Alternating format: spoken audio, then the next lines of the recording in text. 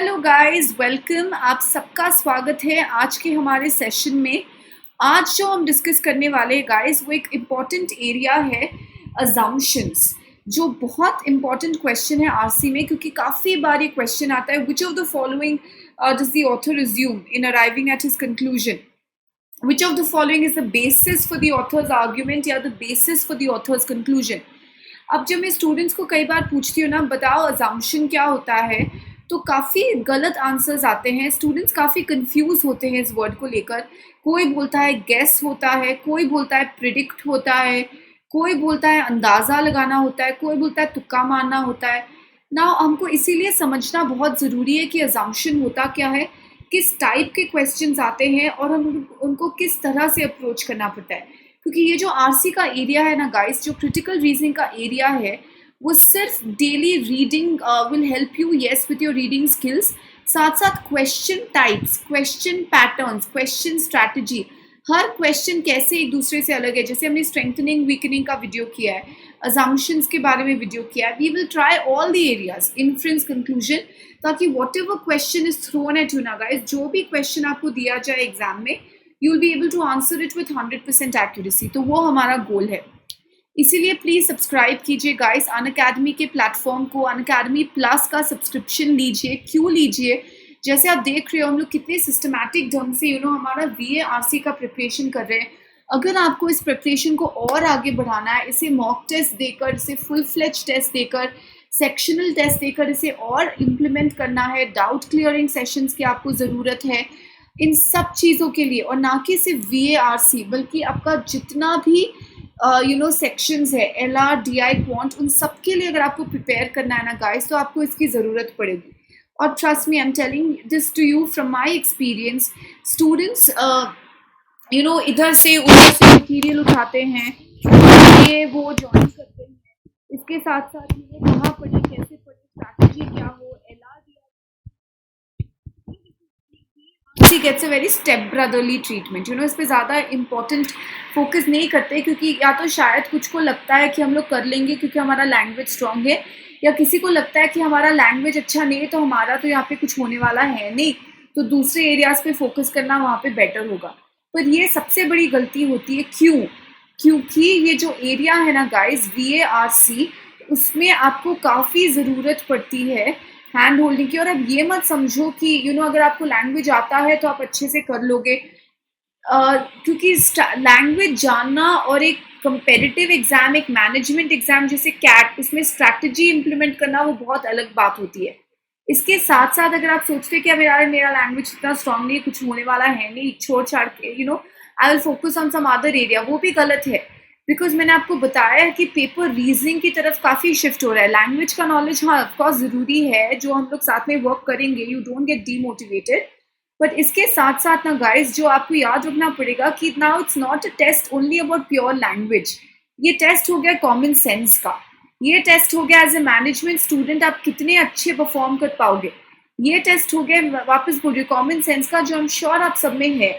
तो ये एक level playing ground, it's everyone's game now, कोई भी एस कर सकता है। मैं खुद के एग्जाम्पल से बोल रही हूँ, और एजुकेटर्स भी आपके साथ आपके अपने व्यूज शेयर करेंगे, क्योंकि आप एक बार सब्सक्रिप्शन लोगे तो आपको सारे के सारे जितने एजुकेटर्स है स्पेस में, उनसे सीखने को मिलता है, उनके लाइव क्लासेस अटेंड करने को मिलते हैं। मैं आपको अपने खुद के एक्सपीरियंस से बता रही हूँ गाइस, जो लोग कंप्लीट सिलेबस कंप्लीशन करते हैं, जो लोग बेसिक से लेके एडवांस तक चलते हैं, who मेक श्योर कि वो लोग वीडियोस, क्लासेस इनको बार बार ठीक से समझे, डाउनलोड करके। अगर आपको एक टॉपिक पे दिक्कत आ रही है तो थोड़ा आप एक और बार, 2 बार फोकस करो। यहाँ पे ये भी फ्लेक्सिबिलिटी कि आप वो जो सेम कोर्स अगर दूसरे एजुकेटर्स लॉन्च करें, वो क्लासेस को आप बार बार देख सकते हो। वीडियोस तो आपके पास हमेशा रहते ही है, यू कैन ऑलवेज री वॉच देम। तो ये सारा जो एडवांटेज है डाउट क्लियरिंग का, आपके मन में जो भी डाउट आए, शायद किसी और ने क्लास में नहीं पूछा, आपने झिझक के नहीं पूछा, पर यहाँ वो सब नहीं होता है। आपको भागना नहीं पड़ता है कि अरे यार मेरे लिए एक सेशन अरेंज करा दो सर या मैम, क्या मैं आपके साथ 1 या आधा घंटा बैठ के ये क्वेश्चन आप मुझे करा दो, क्योंकि शेड्यूल डाउट सॉल्विंग क्लासेस है। और मैं आपको खुद के एक्सपीरियंस से बता रही हूँ गाइस, कि जिन लोगों का लैंग्वेज का बैकग्राउंड बिल्कुल भी अच्छा नहीं था, मैं आपको बोल रही हूँ, वो लोग उन्होंने कभी इंग्लिश मीडियम तक में पढ़ाई नहीं की थी, इंटरमीडिएट तक, उन्होंने भी एस किया है, और उनको रेप्यूटेड इंस्टीट्यूशंस, IIMs तक में एडमिशन मिला है। ये एडवांटेज है गाइस, आपको इस एडवांटेज का, आपको इस रिसोर्स का फ़ायदा उठाना पड़ेगा। तो मैं बोल रही हूँ आपको, ये मत समझो कि कैट 6 महीने बाद हो जाएगा, ख़त्म हो जाएगा, हमारा 6 महीने का ले लेते हैं। अगर आप डिफरेंसेस देखो गाइस प्लान में, तो जो आपको सबसे इकोनॉमिकल प्लान होता है वो तो 12 मंथ्स का या 24 मंथ्स का प्लान होता है, प्राइस वाइज देखो तो। और एडवांटेज वाइज देखो तो गाइस, नवंबर में हमारी जर्नी खत्म नहीं होती है, हमारी जर्नी खत्म होती है आपके सिलेक्शन तक, जो मई में होता है, क्योंकि उस तक तो और एग्जाम्स आते ही रहेंगे, जैट आता रहेगा, स्नैप आता रहेगा, ये सब आते रहेंगे। इसके साथ साथ आपको जो आपके इंटरव्यूज है, GD है, ग्रुप डिस्कशन है, रिटन एबिलिटी टेस्ट है, बी स्कूल का सिलेक्शन कैसे करें, ये सारी चीज़ में जो सपोर्ट चाहिए ना गाइस, वो आपको सपोर्ट मिलता है।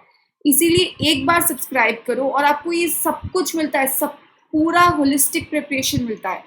और अगर आप मेरा कोड यूज़ करो ना गाइस, रितु MBA, तो आपको डेफिनेटली 10% ऑफ भी मिलता है। तो वो एक और एडेड एडवांटेज है। और हम लोग साथ में प्लस प्लेटफॉर्म में भी अपना लर्निंग इसी तरह कंटिन्यू रख सकते हैं। ओके गाइस, तो आइए अब आते हैं आज के टॉपिक पे। तो आज का टॉपिक है गाइस अजम्पशन। मैंने आपसे पूछा अजम्पशन होता क्या है, कोई बोलता है गैस, कोई बोलता है अज्यूम। अज्यूम अजम्पशन एक ही बात होती है। कोई बोलता है प्रेडिक्ट। ठीक है, तो मैं आपको बताती हूँ कि अजम्पशन होता क्या है, एग्जाम्पल लेके। आप ये देखो, ये एक स्टेटमेंट है, आप इस स्टेटमेंट को पढ़ो पहले ठीक से। Mario has booked a flight scheduled to arrive at 5 p.m. which should allow him to get to our house at around 6:30 p.m. So by 7 p.m. we will be able to go out to dinner with Mario. ये question है, ठीक है। आपको इसमें जो है assumption को ढूंढना है। इस क्वेश्चन के पीछे अजम्पशंस क्या क्या है, ये बात है, आप सोचो। ठीक है, मैं आपको हेल्प करती हूँ। देखो, Mario has booked a flight schedule to arrive at 5 p.m. ये डेटा है, ये इंफॉर्मेशन है जो दिया गया है। Which should allow him to get to our house by around 6:30 p.m. इस बेसिस पे ऑथर अनुमान लगा रहा है कि मारियो हमारे घर पे पहुंच जाएगा 6:30 बजे तक, और हम 7 बजे तक मारियो के साथ डिनर पे बाहर चले जाएंगे। तो स्टेटेड इन्फॉर्मेशन जो ये है कि उसने एक फ्लाइट बुक किया है जो 5 बजे अराइव होगा। उसके बेसिस पे आप अंदाज़ा लगा रहे हो कि उसको 6:30 बजे, अनुमान लगा रहे हो कि वो 6:30 बजे तक घर पहुंच जाएगा और हम 7 बजे तक निकल जाएंगे। अब इसके पीछे अजम्पशन क्या है? अजम्पशन का मतलब है, पहले बहुत तो अजम्पशन गाइस क्वेश्चन में स्टेटेड नहीं होता है, अजम्पशन हमेशा अनस्टेटेड होता है। अजम्पशन जो है हमेशा इम्प्लिसिट होता है। इम्प्लिसिट का मतलब है वो अनस्टेटेड होता है, वो हम समझ जाते हैं, उसको हमें समझना पड़ता है। ठीक है, अब हमें यहाँ पे देखना है कि अगर ये जो प्लान है पूरा, मेरा जो प्लान है ये कि मारियो 5 बजे निकलेगा, 6:30 बजे तक पहुंच जाएगा, हम लोग 7 बजे तक निकल जाएंगे, ये जो मेरा प्लान है, अगर ये वर्क होना, अगर इसे वर्क होना है, अगर ये प्लान सक्सेसफुल होना है, तो उसका क्या क्या बेसिस होना चाहिए, उसके लिए सक्सेसफुल होने के लिए मैंने क्या क्या सोच रखा है या मैंने क्या क्या टेकन फॉर ग्रांटेड लिया है। ठीक है, अब देखो, सपोज हम लोग एक स्टोर में जाते हैं, मैं एक चिप्स का पैकेट उठाती हूँ, क्या मैं वो चिप्स का पैकेट लेके डायरेक्टली गेट से बाहर आ जाऊंगी? नहीं ना। I know that I can not come out, I know that I have to bill first. क्यों? क्योंकि कोई बोलता नहीं, कोई तो खड़े रह के बोलता नहीं हमेशा, जाओ बिल करो, जाओ बिल करो, जाओ बिल करो। इट इज अज्यूम्ड, ये हमको पहले से पता है, we have taken for granted कि अरे अगर मैं कुछ खरीदती हूँ तो मुझे उसके लिए पे करना पड़ता है। I have taken this for granted. ठीक है, आपका एक फ्रेंड है, आप उसे 5 बजे आज मिलने का डिसाइड किया था, आप पहुंच गए 5 बजे, वो 6 बजे तक नहीं आया, 6:30 बजे तक नहीं आया। आप उधर बैठ रहे हो, सोच रहे हो कि अरे वो आया क्यों नहीं है। ठीक है, तो कोई बोलेगा अरे यार या वो सो रहा होगा, एक्सीडेंट हो गया होगा शायद कुछ, या तो कोई भूल गया होगा, या तो कोई मीटिंग में चला गया होगा। ऐसे ऐसे लोग अनुमान लगाएंगे। पर आपको पता है, आपको क्या पता है कि आज वो फ्लाइट से आने वाला था, तो आप शायद अज्यूम करोगे अरे शायद उसकी फ्लाइट लेट हो गई होगी इसीलिए वो नहीं आया है। You are assuming, you are taking it for granted. अब देखो, मैं आप सबको हिंदी में ये समझा रही हूँ। यहाँ पे मैंने आपसे पूछा कि आपको हिंदी आती है या नहीं? आई एम अज्यूमिंग, ये मैंने टेकन फॉर ग्रांटेड ले लिया है कि you all know Hindi, that is my assumption. अब मैं बोल रही हूँ, मेरा अजम्पशन क्या है कि आप सब लोग सुन रहे हो, I have taken this for granted. Okay, तो assumption is something that you take for granted. Now इधर समझो, Mario has booked a flight scheduled to arrive at 5 p.m. which should allow him to get to our house around 6:30 p.m. इसके लिए क्या क्या होना चाहिए? पहले तो फ्लाइट टाइम पे निकलनी चाहिए। आप ये अज्यूम कर रहे हो, अगर आप इतने श्योरली बोल रहे हो कि 7 बजे हम लोग डिनर के लिए निकल जाओगे, तो आप क्या अज्यूम कर रहे हो, आप क्या मन में सोच चुके हो ऑलरेडी, आप क्या टेकन फॉर ग्रांटेड ले चुके हो कि पहले तो फ्लाइट टाइम पे आएगी। दूसरी बात, मारियो 1.5 घंटे में घर तक पहुंच जाएगा, उसको ट्रैफिक नहीं मिलेगा रास्ते में, या तो ट्रैफिक लेकर भी चलो वो 1.5 घंटे में पहुंच जाएगा और देरी नहीं होगी। फिर आप ये भी अज्यूम कर रहे हो कि आपने खुद ही प्लान बना लिया कि मारियो के साथ डिनर पे चले जाएंगे, मतलब आप ये अज्यूम कर रहे हो कि मारियो तैयार हो जाएगा आपके साथ डिनर पे जाने के लिए। अगर ये सब चीजें होगी तभी आपका कंक्लूजन या तभी आपका प्लान वर्क होगा। Mario first of all catches his flight, the flight leaves on time, कोई डीले नहीं है एयरपोर्ट से घर पे आने के लिए, वो 1.5 घंटे में पहुंच जाएगा और मारियो तैयार भी हो जाएगा आधे घंटे में आपके साथ निकलने के लिए। अगर ये 4 कंडीशन सेटिस्फाई हो तभी आप 7 बजे निकल पाओगे। अगर ये 4 कंडीशन सेटिस्फाई नहीं होंगे तब आप 4 बजे कैसे निकलोगे? मैं आपको हिंदी में समझा रही हूँ। मेरा कंक्लूजन ये है कि आप सबको ये टॉपिक समझ में आ जाना चाहिए। इसके लिए मेरा अजम्पशन क्या होगा कि आप सबको हिंदी आती है। अगर आप सबको हिंदी आती नहीं होती तो मेरा प्लान कि आप सब लोग अच्छे से समझ जाओ वो सक्सेसफुल कैसे हो जाएगा? ठीक है, सो अजम्पशन गाइस ये है, कुछ स्टेटेड इन्फॉर्मेशन होता है, जैसे फ्लाइट इतने बजे की है, ये कुछ स्टेटेड इन्फॉर्मेशन होता है। एक कंक्लूजन होता है कि हम लोग मारियो के साथ 7 बजे घर से निकल जाएंगे। उसके बीच का जो गैप है, जो आप सोच रहे हो कि हाँ ये सब ठीक हो तो ये हो जाएगा, ऐसा चले तो ये हो जाएगा, वो अजम्पशन है, वो अनस्टेटेड होता है, वो अजम्पशन हो जाता है। ठीक है, आई होप आपको समझ में आए। एक स्टेटेड इन्फॉर्मेशन होता है, कंक्लूजन होता है, उसके बीच का जो गैप है उसको अजम्पशन बोलते हैं।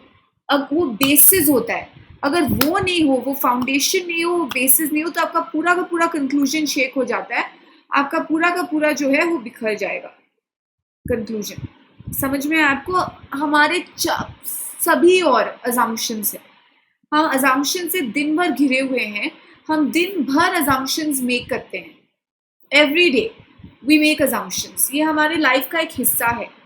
इसीलिए मैं बोल रही हूँ ये कॉमन सेंस है, ये लॉजिक है। कुछ भी होना हमारे लाइफ में, हम लोग सब कुछ बोला नहीं जाता, सब कुछ स्टेटेड नहीं होता, कभी कभी हम समझ जाते हैं।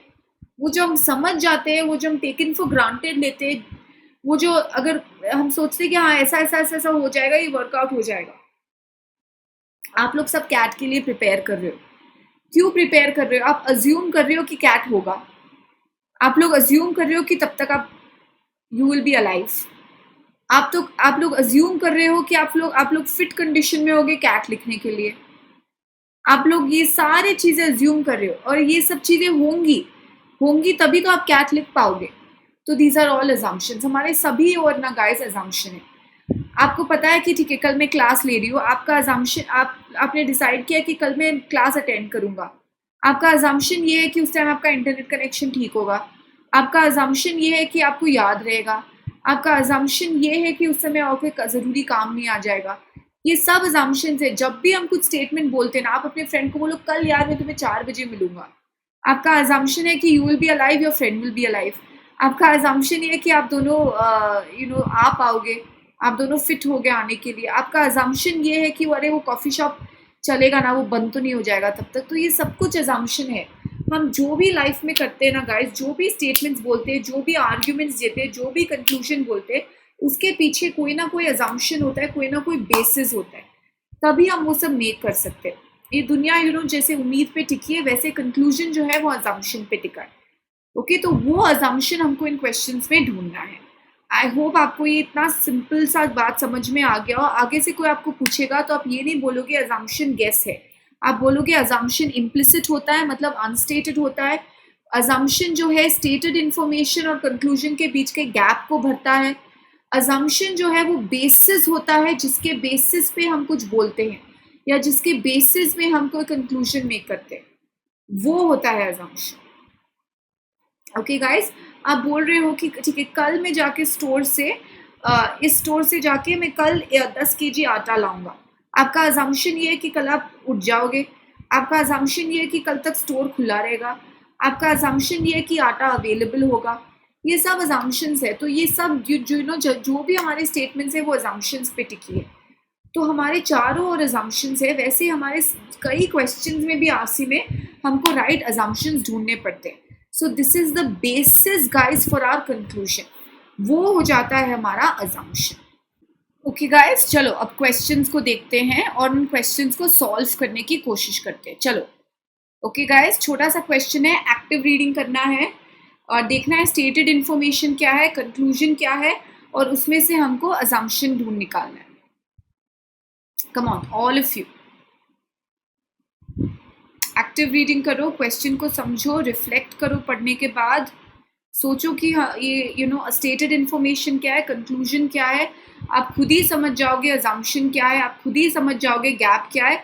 फिर आप ऑप्शंस को देखो, जो भी ऑप्शन आपके आपके रिफ्लेक्शन से मैच होता है वो आंसर हो जाएगा। पर आंसर पे कूदने से पहले एक बार डिसाइड कर लो कि अजम्पशन हो क्या सकता है।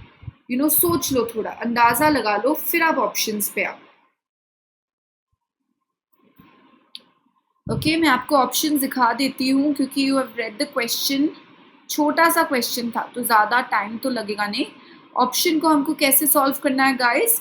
हमको सॉल्व करना है कंपैरिजन एलिमिनेशन। कंपैरिजन एलिमिनेशन, जो गलत ऑप्शंस है उनको एलिमिनेट करो और जिन ऑप्शंस पे आप स्टक हो जाओ उनको कंपेयर करो, उनका डिफरेंस ढूंढो। फिर क्वेश्चन से रिलेटेड जो रेलिवेंट है, जो कंप्लीट है और जो विद इन द कॉन्टेक्स्ट है उसको चूज करो। याद है ना हमारे 3 एलिमिनेशन के रूल्स? इनकम्प्लीट को एलिमिनेट करो, इररेलेवेंट को एलिमिनेट करो और इनकरेक्ट को एलिमिनेट करो। ये 3 आईज, ये 3 पिलर्स याद रखना हमेशा।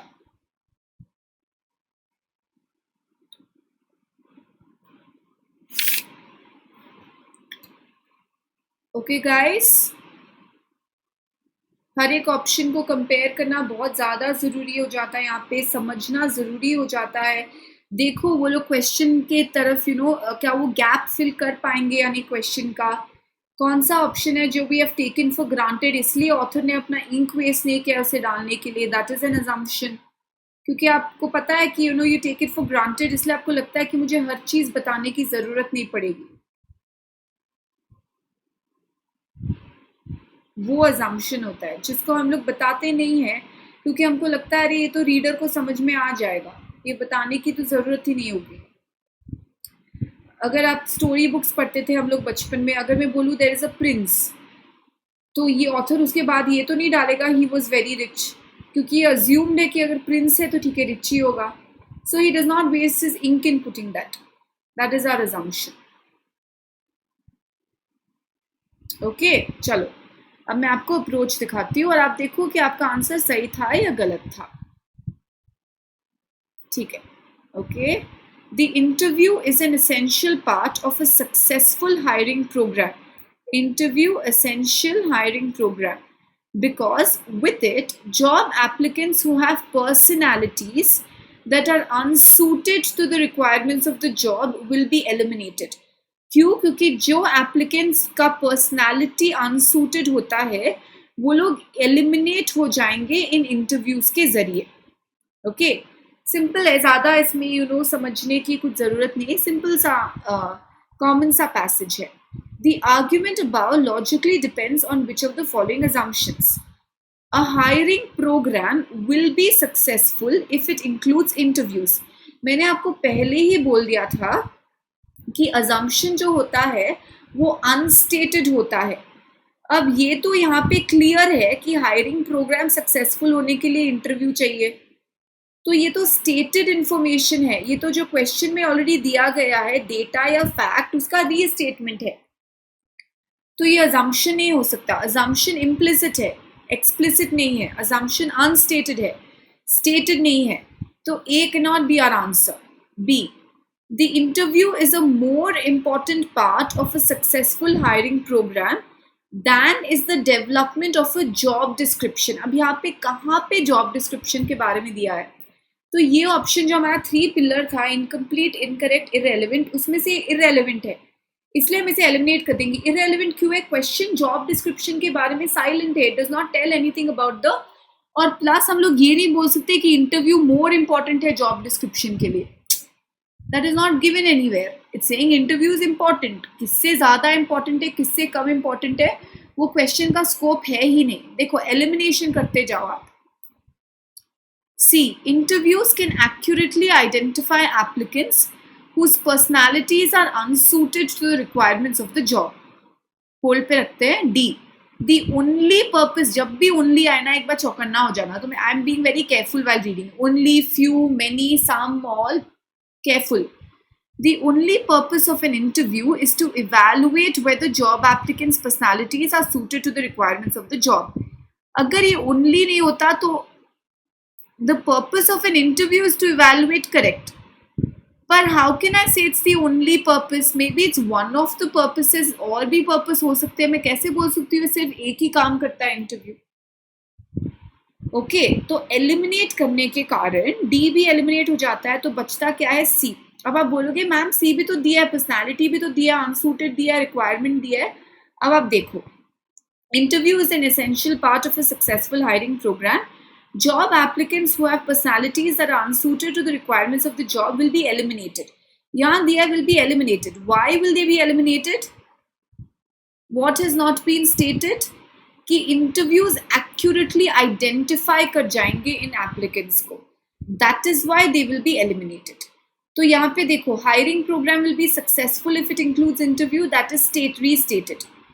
Job description not given. More important, less important, not given. Only purpose incorrect. How can when will the candidates be eliminated from the job? If the interview accurately identifies. तो यहाँ पे जो है ये accurate word जो है वो हमारा unstated gap था। यहाँ पे जो है ऑप्शन ए में वहाँ पे unstated gap वाली कोई बात ही नहीं थी, हर एक वर्ड रीस्टेटमेंट है पैसेज से। पर जो सी है एक्यूरेट, वो जो है वो हमारा अजम्पशन है कि अच्छा, अगर मैं बोलूँ कि इंटरव्यू से हम लोग अपने कैंडिडेट सिलेक्ट कर लेंगे, मेरा अजम्पशन ये है कि interview is an accurate tool. वो सही पकड़ पाएगा, गलत पकड़ पाएगा, कैसे पकड़ पाएगा, वो अनस्टेटेड पार्ट था। तो अगर आप बोल रहे हो कि it's an essential part, successful हो जाएगा, सक्सेसफुल कब होगा, आप कब एलिमिनेट कर पाओगे? जब जो ये पर्सनालिटीज है जो अनसूटेड है उसको आप एक्यूरेटली पकड़ पाओगे। तो ये एक्यूरेटली यहाँ पे हमारा कीवर्ड हो जाता है। पर ये एक बेसिक लेवल का क्वेश्चन है, इसमें आपको ज़्यादा अपना इंटेलेक्चुअल कैपेबिलिटीज प्रदर्शन करने का आपको चांस नहीं मिलेगा इतना। पर हाँ, ये आपको इसीलिए मैंने दिखाना था क्योंकि आप देखो रीस्टेटमेंट नहीं हो सकता हमारा ऑप्शन, कुछ ना कुछ हमको पैसेज में अनस्टेटेड जो है, गैप जो है, वही पकड़ के हम लोग अपना अजम्पशन का आंसर पे पहुंच पाएंगे। Okay guys, good. आंसर है हमारा सी। अप्रोच देखो, ये देखो कि मैं किस किस बेसिस पे इन ऑप्शंस को एलिमिनेट कर रही हूँ। मैं बार बार बोलती हूँ कि ये सेम क्वेश्चन एग्जाम में नहीं आएगा, because I am not the CAT paper setter ना, सो ये सेम क्वेश्चन तो नहीं आएगा, शायद आ भी जाए, पर ये same question I can't say.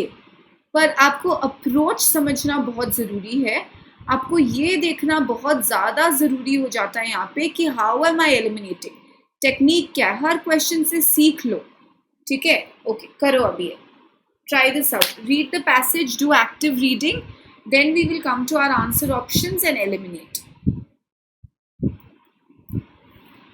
Airlines plan assumes that, उनका प्लान देखो और उन्होंने क्या टेकन फॉर ग्रांटेड लिया है, उन्होंने क्या सोचा, अरे ये तो होना ही है, इसके बारे में हमको चिंता करने की जरूरत नहीं है, तो होना ही है।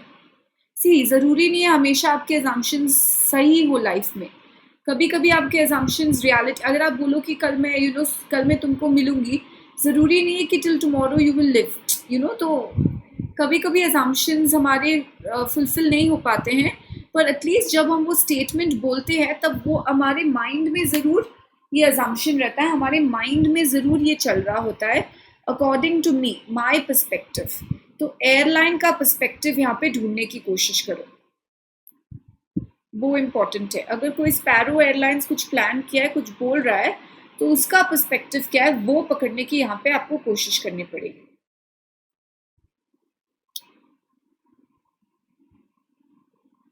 Okay, I will show you the options and you will eliminate and compare. Chalo, I've given you 5 options here because it's very important for us. सारे options अच्छे हैं, eliminate comparison करके हम देखेंगे। चलो,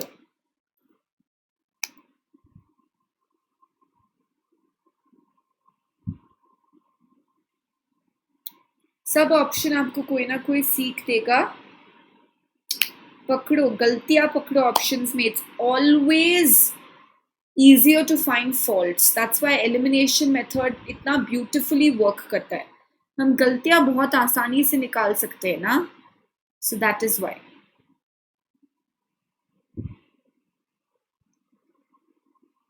I hope आपने अभी तक एक दो ऑप्शंस तो डेफिनेटली एलिमिनेट कर दिए होंगे जो सबसे इनकम्प्लीट, इरेलीवेंट या इनकरेक्ट लगा होगा आपको।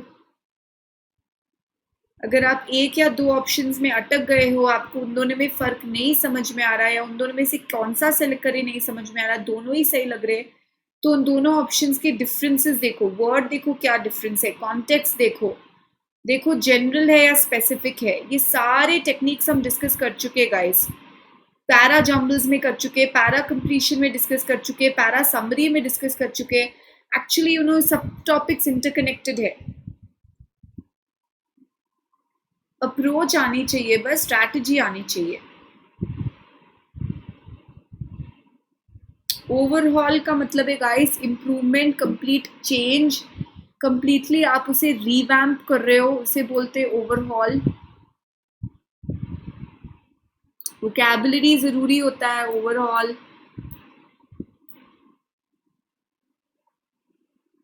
ओके, चलो। Sparrow Airlines is planning to reduce its costs by cleaning its plane's engines once a month. वो लोग कॉस्ट कम करेंगे, प्लेन का इंजन महीने में एक बार क्लीन करेंगे, rather than the industry standard of every 6 months. जो इंडस्ट्री में बाकी एयरलाइंस करते हैं या जो इंडस्ट्री स्टैंडर्ड है वो ये है कि आप प्लेन का इंजन हर 6 मंथ्स में क्लीन करो। उनका प्लान है कि हम हर महीने क्लीन करेंगे ताकि मेंटेनेंस अच्छी बनी रहे और हमारे कॉस्ट कम हो जाए, एफिशिएंसी बढ़ जाए इंजन्स की। With cleaner engine, sparrow can postpone engine overhauls. आपको इंजन बार बार बदलने नहीं पड़ेंगे, उसमें चेंजेस नहीं करने पड़ेंगे, रिपेयर्स नहीं करने पड़ेंगे, which take planes out of service for up to 18 months. ठीक है, इस कारण उनके प्लेन्स अगर बार बार इंजन को चेंज करते जाओ, ओवरहॉल करते जाओ, तो आपका प्लेन जब ओवरहॉलिंग के लिए जाता है तब 18 महीने तक वो प्लेन सर्विस में बाहर रहता है। तो इसके कारण जो है आपको काफी खर्चे उठाने पड़ते हैं, तो इसीलिए उन्होंने डिसाइड किया महीने में एक बार करेंगे। Cleaning an engine reduces fuel consumption भी, तो फ्यूल कंजम्पशन भी बढ़ जाएगा, ओवरहॉल ज्यादा नहीं करने पड़ेंगे, प्लेन आउट ऑफ सर्विस भी नहीं जाएगा 18 महीने तक के लिए। Okay, so it looks like a good win-win situation for the airline. The airline's plan assumes that, now उन्होंने क्या क्या taken for granted ले लिया, fuel prices are likely to rise in the near future and therefore cutting fuel consumption is an important goal. ये बात कर रहा है cutting fuel consumption के बारे में, क्योंकि ये बोल रहा है fuel prices are likely to rise। हम लोग आएंगे इस पे बाद में। The cost of monthly cleaning of an airplane's engine is not significantly greater in the long run than is the cost of an engine overhaul. अब जब आप ये क्वेश्चन, ठीक है मैं आपको बाद में एक्सप्लेन करूंगी, चलो एक बार ऑप्शन पढ़ लेते हैं, देखते हैं कौन सा सबसे आउट देयर ऑप्शन है। Engine cleaning does not remove an airline from service. Okay. Sparrow Airlines has had greater problems with engine overhauls and fuel consumption than other airlines have. Cleaning engines once a month will give Sparrow Airlines a competitive edge over other airlines. ये option में eliminate कर देती हूँ, क्योंकि यहाँ जो उनका motive दिया गया ना गाइस, वो जो उनका मोटिव है वो कंपेटिटिव एडवांटेज नहीं दिया गया है, यहाँ पे जो उनका मोटिव है वो कॉस्ट कम करना दिया गया है। तो ई ऑप्शन को हम लोग पहले निकाल देते हैं। ओके, अब डी देखो, has had greater problems with engine overhauls and fuel consumption than other airlines have. How can you say this? How can you say कि दूसरे एयरलाइंस ये प्रॉब्लम नहीं फेस करते, स्पैरो ही सबसे ज्यादा फेस करता है, स्पैरो को सबसे ज्यादा प्रॉब्लम्स हो चुके हैं। We can't say this ना, this becomes out of context. ठीक है, अब ए बी और सी, engine cleaning does not remove an airline from service, ये भी हम लोग कैसे बोल सकते हैं? मैं ये बोल सकती हूँ कि 18 महीने तक आउट ऑफ सर्विस नहीं जाएगा, पर मैं ये नहीं बोल सकती हूँ कि बिल्कुल भी आउट ऑफ सर्विस नहीं जाएगा। शायद 15 दिन के लिए चला जाए, शायद 2 दिन के लिए चला जाए, शायद 1 दिन के लिए चला जाए, शायद 1 हफ्ते के लिए चला जाए। मैं ये नहीं बोल सकती हूँ कि does not remove, maybe या it does not remove for 18 months, but maybe it removes it for 1 day at least. Correct? We cannot say that it does not remove at all. समझ में आया? सी भी चला गया। देखो elimination कितना job easy कर देता है। अब यहाँ पे जो बात हुई है ना गाइस, हमें अनस्टेटेड इंफॉर्मेशन या गैप देखना पड़ेगा। अगर मैं भी अगर ये प्लान पढ़ूँ ना गाइस, तो एक बार मेरे मन में एक क्वेश्चन आया था कि वो लोग इंजन को क्लीन करने जा रहे हैं हर महीने रादर देन 6 months, तो हर महीने क्लीनिंग करेंगे, उनका गोल है कॉस्ट रिड्यूस करना। क्या ये क्लीनिंग से कॉस्ट बढ़ेगा नहीं? इस क्लीनिंग में क्या कम खर्चा होगा? तो वो एक अनस्टेटेड इंफॉर्मेशन था।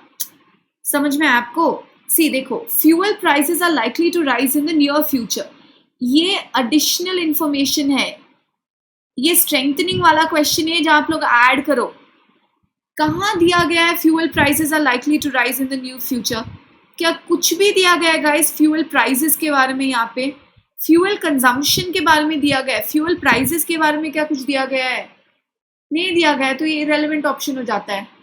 कॉस्ट के बारे में जरूर बात हुआ है, it's planning to reduce its cost.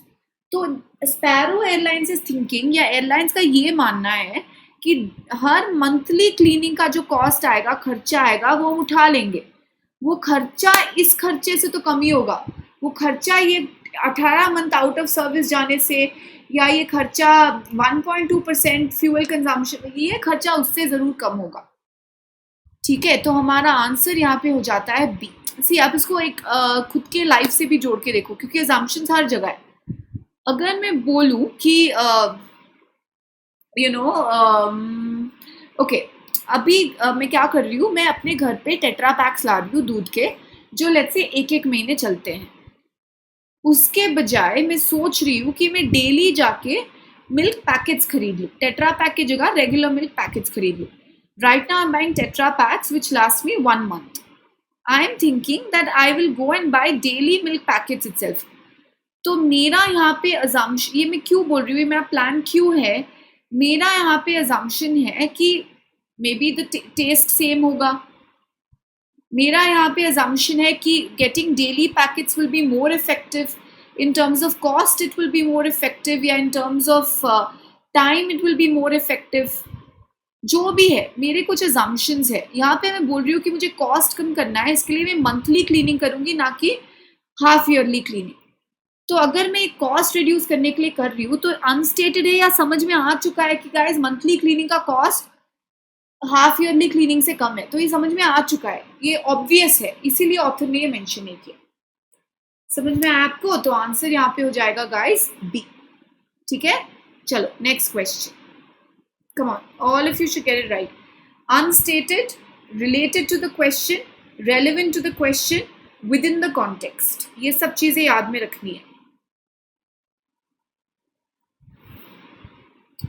Economist का आर्ग्यूमेंट है, इकोनॉमिस्ट के पर्सपेक्टिव से इस आर्ग्यूमेंट को एनालाइज करो आप लोग।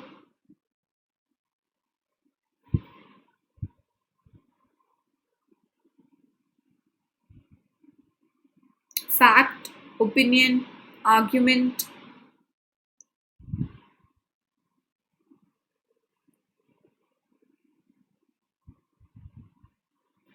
ये मेन आर्ग्यूमेंट है, तो इस पे फोकस करना है। आर्ग्यूमेंट के बीच में और स्टेटेड इंफॉर्मेशन के बीच में इन दोनों पार्ट्स के बीच का जो ये पतला सा गैप दिख रहा है ना आपको, वो हमारा आंसर ऑप्शन होगा, वो हमारा अजम्पशन होगा।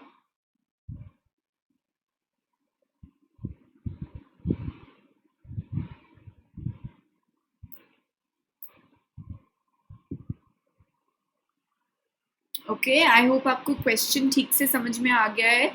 एक बार 5 सेकेंड्स लगा के रिफ्लेक्ट कर लो, क्वेश्चन क्या बोल रहा है उसे जिस्ट बना लो, समरी बना लो माइंड में। फिर आप जब ऑप्शंस पे आओगे आपको बार बार क्वेश्चन पे जाने की जरूरत नहीं पड़ेगी, इसीलिए। ओके, ये रहे आपके ऑप्शंस। चलो एलिमिनेट करो, कंपेयर करो। मैं आपको एक 45 सेकेंड्स देती हूँ गाइस, करो आप इसे, फिर वी विल डिस्कस इट। सोचो,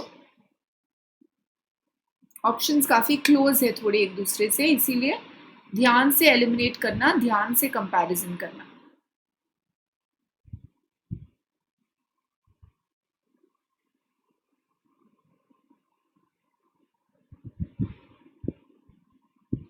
ओके, आई होप आपने एक आध ऑप्शंस एलिमिनेट कर लिए होंगे।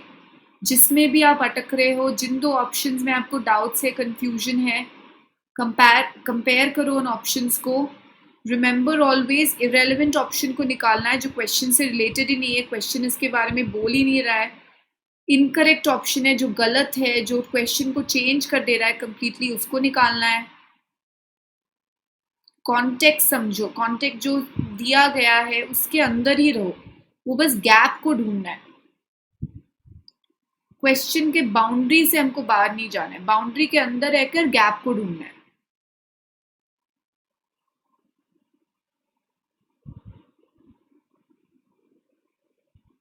ओके गाइस, आई होप आपने आंसर ऑप्शन सिलेक्ट कर लिया और राइट वाले सिलेक्ट कर लिए।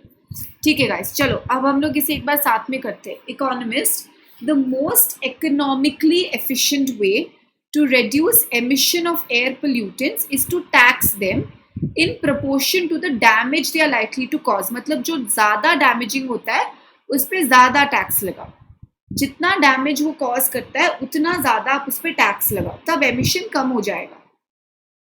But in country Y, many serious pollutants are untaxed or unregulated.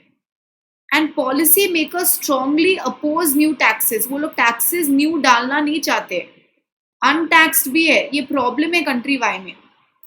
Therefore, the best way to achieve a reduction in air pollutant emissions in country Y, tax तो वो लोग लगाने देंगे नहीं, तो institute upper fixed limit on them. आप fix limit डाल दो, मतलब इतने जो भी यूनिट ऑफ मेजरमेंट होगा उस पोल्यूटेंट का, सपोज वाटर पोल्यूटेंट है तो इतने लीटर से ज्यादा, एयर पोल्यूटेंट जो भी है, इस मात्रा से अधिक इसका पोल्यूशन नहीं बढ़ना चाहिए। इस मात्रा से अधिक अगर पोल्यूशन बढ़ा तो फिर कोई एक्शन होगा। Okay, what is the assumption? Policy makers in country Y oppose all, याद है ऑल, सम, मेनी, चौकन्ना हो जाना है, only, all, some, many, few, little, all new taxes equally strongly regardless of any benefits they may provide. हम लोग all taxes की यहाँ पे बात नहीं कर रहे हैं। Policy makers strongly oppose new taxes, okay, but oppose all new taxes we don't know, maybe it is only in the line of pollution, it's only in the line of these pollutants regardless of any benefits they may provide। ये बहुत out of context जा रहा है, question के boundary से ही बाहर जा रहा है। we are not talking about other areas, we are talking only about this pollutants country wise। और इसके बेसिस पे हमारा कंक्लूजन नहीं मेक हुआ है। country wise air pollutant emissions would not fall significantly, ज्यादा नहीं गिरेंगे, if they were taxed in proportion to the damage they are likely to cause। पर जो कंक्लूजन है वो अब टैक्स के बारे में तो है ही नहीं, उन्होंने एक नया मेथड निकाल लिया है। नया मेथड क्या निकाल लिया? अपर लिमिट फिक्स करने का। तो ये ऑप्शन जो है ये कंक्लूजन का बेसिस नहीं हो सकता, क्योंकि conclusion is not about the tax. अब जो उनका फाइनल आर्ग्यूमेंट है या फाइनल सोल्यूशन है वो टैक्स के बारे में नहीं है, वो अपर लिमिट के बारे में। और ये ऑप्शन जो है हमको अपर लिमिट के बारे में कुछ बोल नहीं रहा है, तो ये ऑप्शन भी गाइस एलिमिनेट हो जाएगा, ये दोनों निकल गए।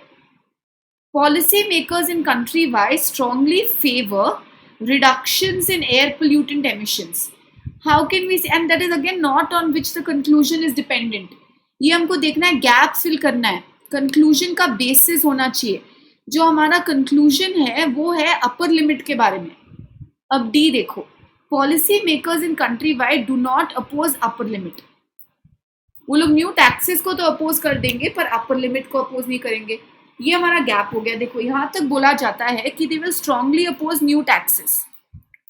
उसके बाद हम लोग बोल रहे ठीक है चलो न्यू टैक्सेस नहीं लगाएंगे भाई, अपर लिमिट फिक्स कर देंगे. तो हम लोग अज्यूम कर रहे हैं कि आप अपर लिमिट को अपोज नहीं करोगे. इतना मैं टेकिंग फॉर ग्रांटेड ले रही हूँ, इतना मैं उम्मीद रख रही हूँ.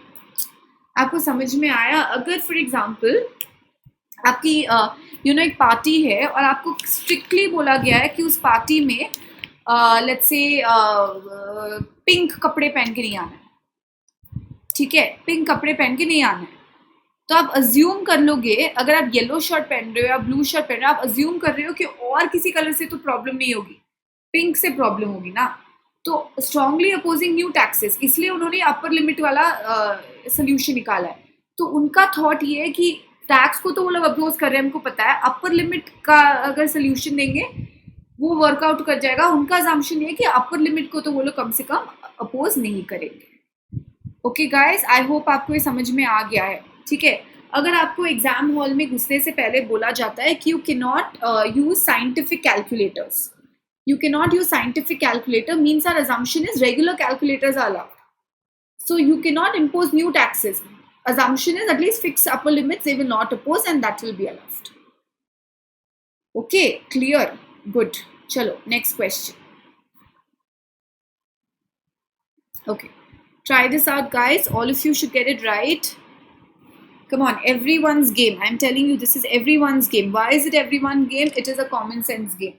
And I'm sure आप सबके पास कॉमन सेंस है, होपफुली.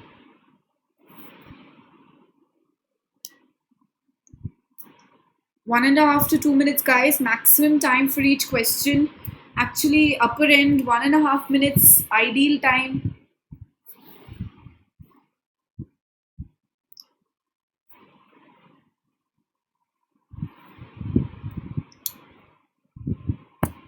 Fact, stated information और conclusion डिफ्रेंशिएट कर लो.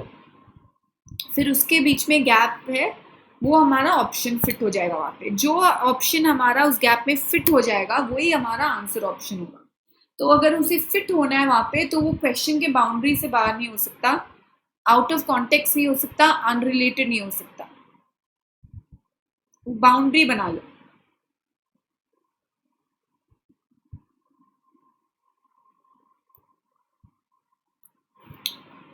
ये स्टेटेड इंफॉर्मेशन है, इतना, ठीक है. ये उनका है प्लान या प्रपोजल. यहां से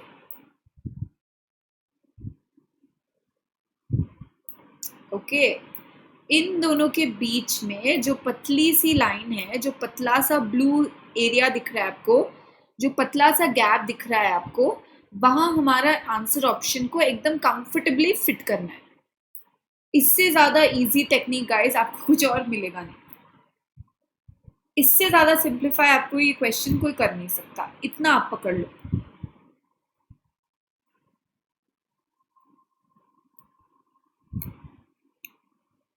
ठीक है, चलो ऑप्शन दिखा देती हूँ मैं आपको. Elimination, comparison. Elimination, comparison. जो इरेलीवेंट है, जो बाउंड्री के बाहर है क्वेश्चन के, जो आउट ऑफ कॉन्टेक्स्ट है, जो अनरिलेटेड है, उसको पहले निकाल दो. जिन दो ऑप्शन में कंफ्यूजन है उनको गैप में फिट करके देखो कौन सा फिट होता है, कौन सा कंक्लूजन या आर्ग्यूमेंट का बेसिस होता है. हमको बेसिस ढूंढना यहाँ पे जरूरी है.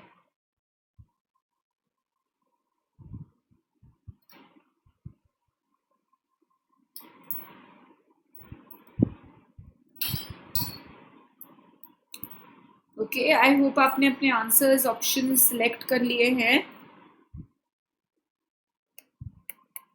Selected, decided, confirmed, compared, eliminated.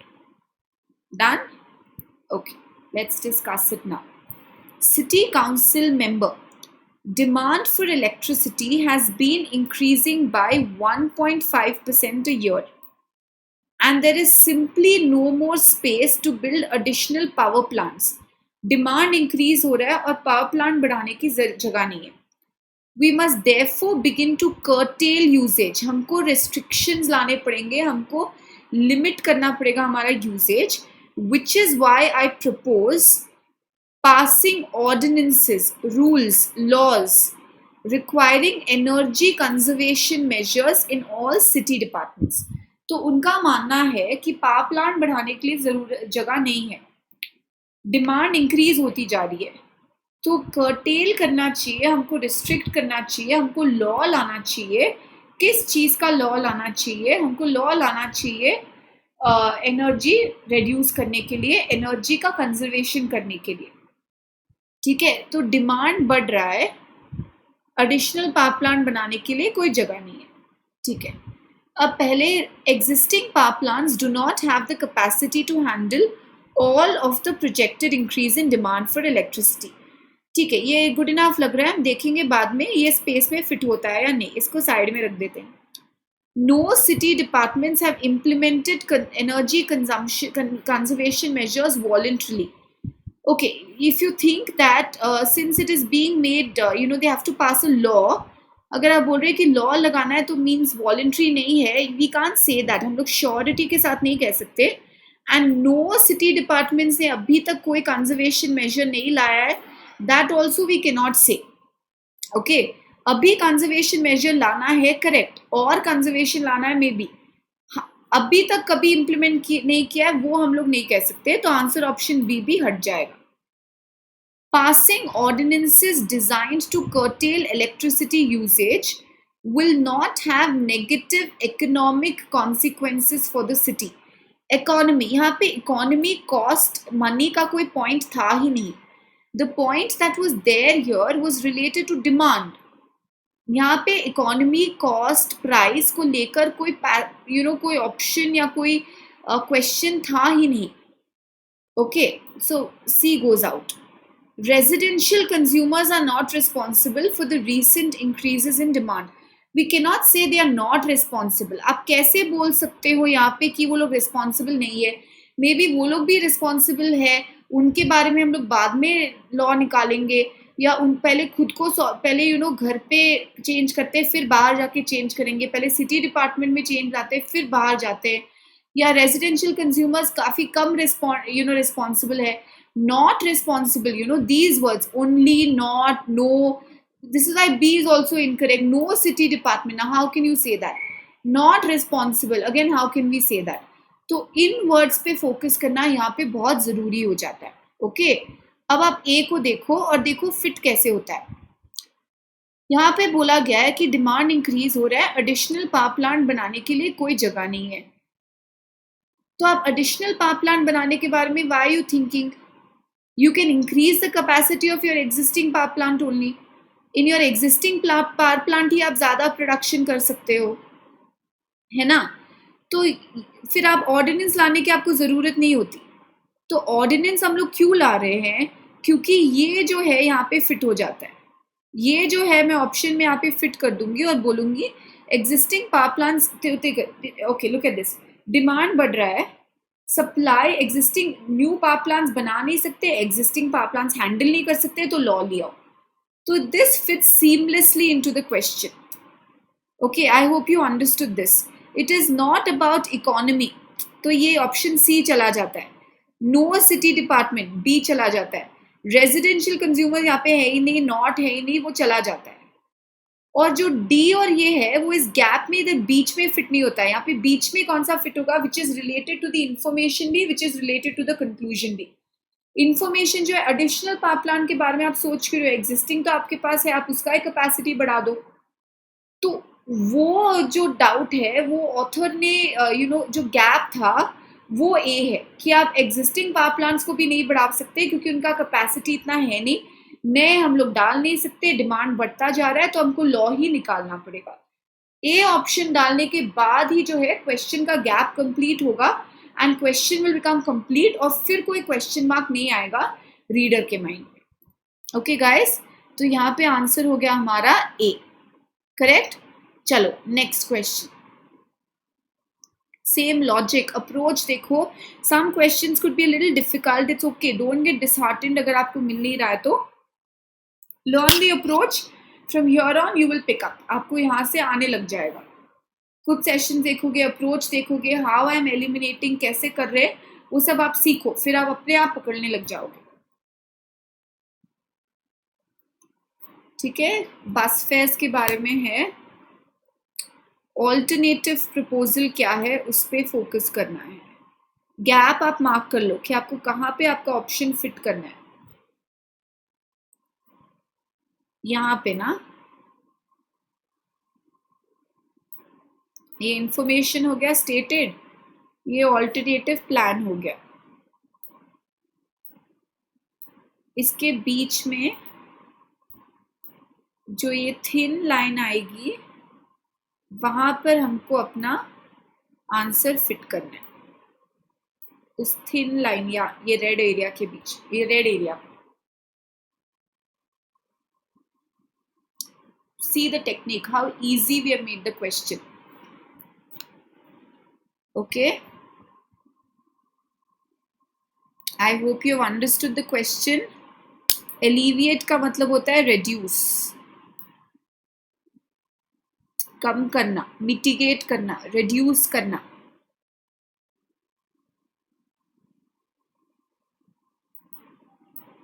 ठीक है, question is open.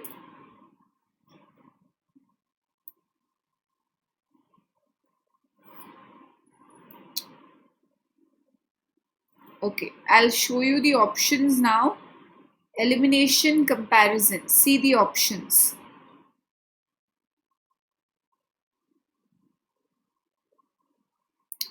One and a half minutes.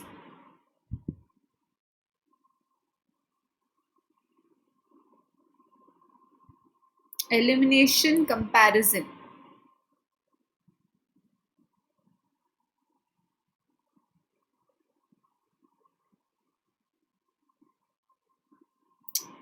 Eliminate आपने कर दिया होगा आई होप, जो बहुत ही रेलेवेंट ऑप्शन है, जो आउट ऑफ कॉन्टेक्स्ट है, जो बाउंड्री से बाहर है।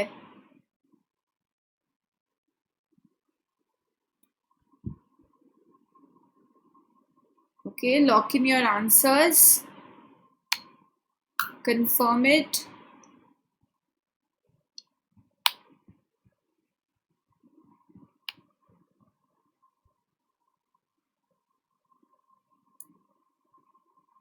Okay, chalo, let's discuss.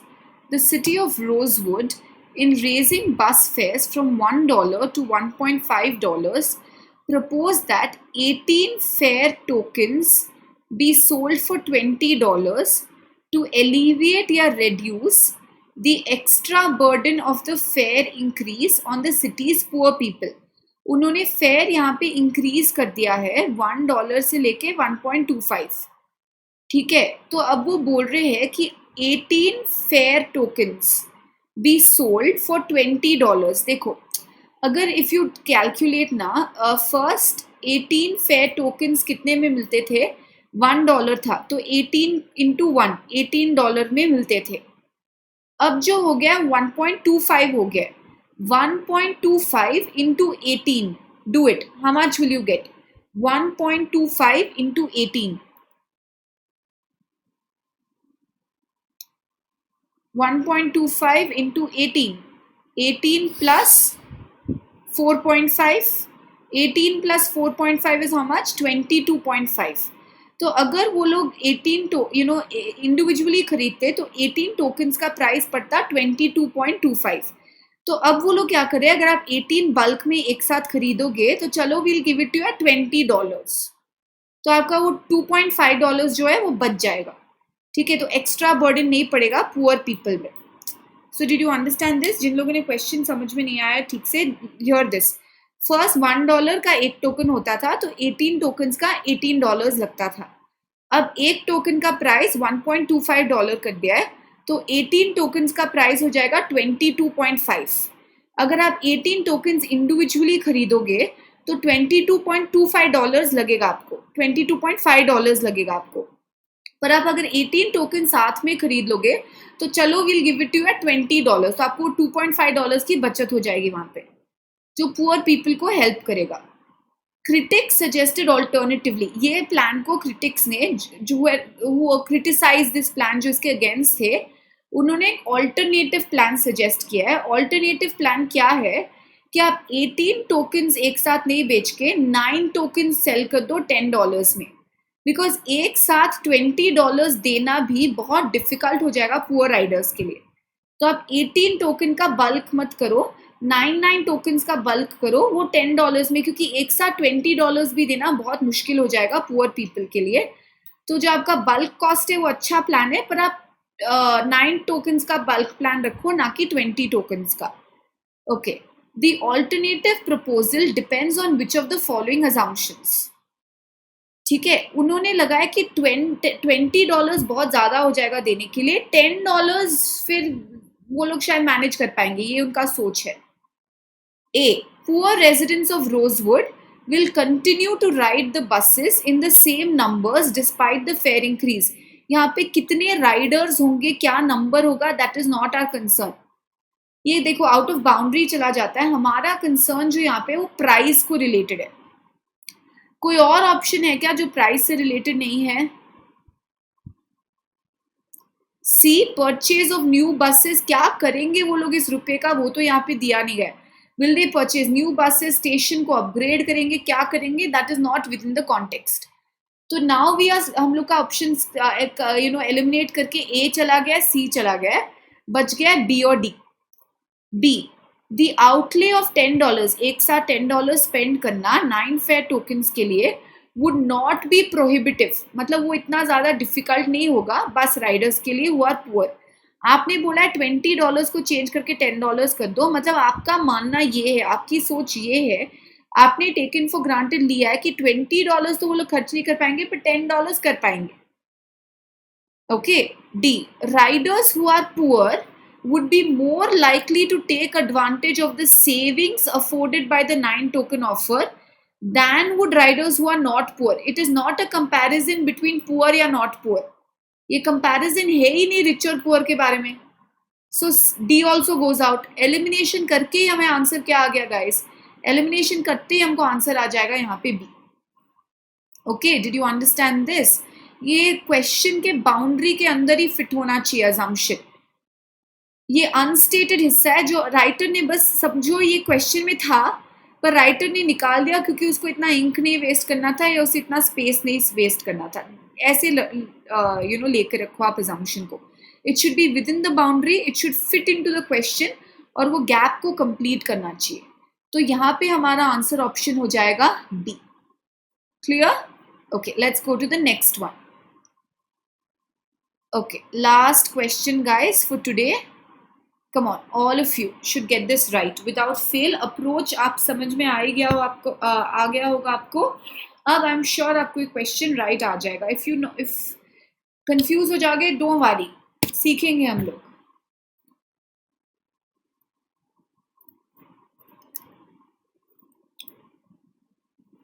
Fossils जो होते हैं वो रिमेन्स होते हैं, जो रॉक्स वगैरह बन जाते हैं, रिमेन्स। अगेन फाइंड जहां आपको गैप चाहिए, स्टेटेड इंफॉर्मेशन, आर्ग्यूमेंट, उसके बीच का आप गैप बना लो, वहां पे हमारा ऑप्शन फिट हो जाना चाहिए। 1.5 minutes guys.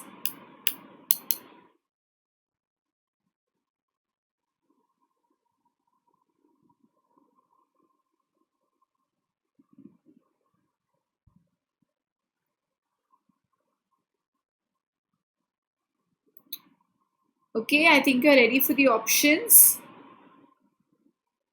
Read them, compare them, eliminate them. जो भी बाउंड्री के बाहर है, जो भी आउट ऑफ कॉन्टेक्स्ट है, उसको निकाल दो।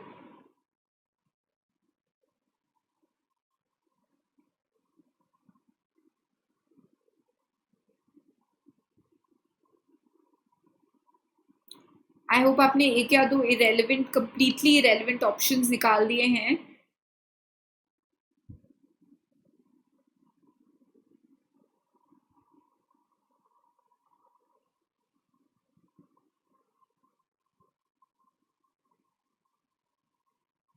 ओके, चलो अब देखते हैं whether you've got it right or wrong. Birds have been said to be descended, वो लोग they've come down from certain bird-like dinosaur species with which they share distinctive structural features, clear structural features. इसलिए हम लोग सोचते हैं कि वो bird type के dinosaur से descend हुए हैं या आए हैं. The fossil record, however, shows that this cannot be so. ये आर्ग्यूमेंट हो गया, ये ऐसा हो नहीं सकता. फॉसिल्स को पढ़े तो ये ऐसा हो नहीं सकता. क्यों? There are bird fossils that are much older than the earliest bird like dinosaur fossil. तो यहाँ पे क्लियरली बोला जाता है, फॉसिल रिकॉर्ड को देख के हमको पता चलता है बर्ड के जो फॉसिल्स है वो इन डायनासोर के फॉसिल से कई ज्यादा पुराने हैं. तो बर्ड्स डिसेंडेंट्स कैसे हो सकते? वो तो पूर्वज हो गए या अलग स्पीशीज हो गए. तो ये जो थ्योरी है कि दे हैव डिसेंडेड, वो गलत हो जाता है क्योंकि बर्ड्स के फॉसिल्स और पुराने हैं rather than the bird like dinosaur fossil. Okay, तब हमको यहाँ पे जो है गैप ढूंढना है. यहाँ पे जहाँ मैं रेड अंडरलाइन मार्क कर रही हूँ आपके लिए, वहां पे हमारा ऑप्शन फिट हो जाना चाहिए. Okay, right. Which of the argument? Okay, let's first one. The bird-like dinosaurs have no living descendants. हम लोग ये नहीं बोल सकते कि कोई भी नहीं है क्योंकि other descendants के बारे में तो बात नहीं हुई, living descendants के बारे में बात नहीं हुई है. birds के बारे में बात हुई है. bird descendants नहीं होंगे शायद, पर कोई भी living descendants नहीं हो वो कैसे बोल सकते हैं? No, not, इन पे फोकस करना है. There are no flightless dinosaur species that have the distinctive structural features shared. Again, we cannot say ना there are no flightless dinosaur species. Reality को पिक्चर में मत लाना. अगर आपको पता है कि हाँ ऐसे कुछ है नहीं, फिर भी क्वेश्चन में दिया गया है this not within the boundary of the question. There are no bird like dinosaur fossils that are older than the bird fossils but have not yet been unearthed. Let's understand this. Okay, there are no bird like dinosaur fossils that are older than the bird fossils but have not yet been unearthed. Okay, I will help you with this option. जब हम लोग ये question को पढ़ रहे थे, मेरे मन में एक गैप या एक सवाल जो उठा था, आप लोग बोल रहे हो कि बर्ड फॉसिल्स जो मिले हैं वो ओल्डर है अर्लीस्ट बर्ड लाइक डायनासोर के फॉसिल से. पर क्या आप श्योर हो कि ये जो आपको earliest bird like dinosaur fossil आपको मिला है वो सच में अर्लीस्ट ही है? क्या पता ऐसा कोई फॉसिल वहां पड़ा है डायनासोर का जो अभी तक हमको मिला नहीं है, जो अभी तक हमने फाइंड नहीं किया है, जो अभी तक हमने अनअर्थ नहीं किया है. शायद वो बहुत और भी साल पुराना हो सकता है. Did you get this? ये तो आपको earliest bird like dinosaur fossil that have been found है. How do you know this is the earliest bird like dinosaur fossil that exist? क्या पता उससे पहले का भी कोई फॉसिल एग्जिस्ट हो पर अभी तक हमको मिला नहीं हो, और वो शायद ये थ्योरी को कंफर्म कर दे कि सपोज ये बर्ड फॉसिल जो है वो 2000 साल पुराने हैं और जो ये हमको बर्ड लाइक डायनासोर फॉसिल मिला है वो 1000 साल पुराना है. क्या पता आपको कोई 3000 साल पुराना डायनासोर बर्ड लाइक फॉसिल नहीं पड़ा हो कहीं, जो ये 2000 साल के बर्ड फॉसिल से भी पुराना हो, फिर तो शायद डिसेंडेंट्स हो सकते हैं. तो यही वो बोलता है. हम लोग ये अज्यूम कर रहे हैं कि there are no bird-like dinosaur fossils that are older but have not yet been unearthed. हम लोग ये अज्यूम करें कि ऐसा कोई भी फॉसिल नहीं है डायनासोर का जो इससे भी पुराना हो, जो अभी तक हमको नहीं मिला हो. हम लोग ये अज्यूम करें कि हमको सब कुछ मिल गया. Okay, birds cannot have been descended from dinosaur species with which birds do not share. We are not talking about the birds which do not share. इधर क्लियरली दिया गया फैक्ट में कि दे शेयर डिस्टिंक्टिव. आप फैक्ट को नकार नहीं सकते हो. सो डी ऑप्शन गोज आउट. तो एलिमिनेशन के जरिए भी हमारा आंसर यहाँ पे हो जाता है सी. क्लियर? आप ये अज्यूम कर रहे हैं कि ये जो आपको फॉसिल मिला है यहाँ पे वो सच में अर्लीस्ट है, इससे पुराना कोई और फॉसिल है ही नहीं जो आपने अभी तक नहीं ढूंढा है, नहीं अनअर्थ किया है या नहीं खोजा है. Okay, so that becomes the gap in our information और यही हमारे क्वेश्चन को कंप्लीट करेगा. तो आई होप आपको अप्रोच समझ में आ गया, आपको टेक्निक समझ में आ गया है, और हम लोग ऐसे और क्वेश्चंस की प्रैक्टिस करेंगे जिसके लिए आपको अनअकैडमी प्लस का सब्सक्रिप्शन लेना पड़ेगा, and you will have to use my code Ritu MBA. If you use the code आपको 10% ऑफ मिलेगा आपके कोर्स प्लान पे. तो प्लीज कोड यूज कीजिए, लाइक कीजिए, शेयर कीजिए, सब्सक्राइब कीजिए, tell your friends about it, help them who are preparing for CAT exam या जो भी मैनेजमेंट एग्जाम है. Don't forget to use the code, guys, and don't forget to be regular and watch this space for more. Okay, so next time I'll see you. Till then, take care. Goodbye.